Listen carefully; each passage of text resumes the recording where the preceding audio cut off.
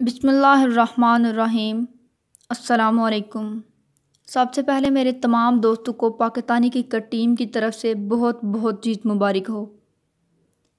इस जीत में अहम किरदार अदा करने वाले मोहम्मद आमिर के लिए कोई प्यारा सा जुमला नीचे कमेंट्स में ज़रूर लिखिएगा।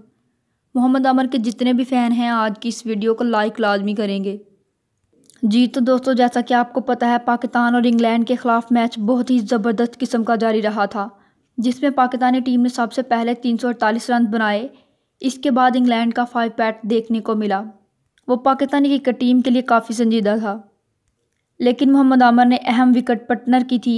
इसको लेकर पाकिस्तानी क्रिकेट टीम को ना सिर्फ संभाला ही बल्कि जीत में अहम किरदार अदा किया। मोहम्मद आमिर के लिए कोई प्यारा सा जुमला नीचे कमेंट्स में लाजमी लिखिएगा। दोस्तों, उम्मीद करती हूँ कि आपको मेरी वीडियो अच्छी लगी होगी। अगर मेरी वीडियो अच्छी लगे तो मेरे चैनल को लाइक और सब्सक्राइब लाजमी कीजिएगा। इसी के साथ मुझे इजाज़त। अपना बहुत सारा ख्याल रखिएगा। अल्लाह हाफिज़।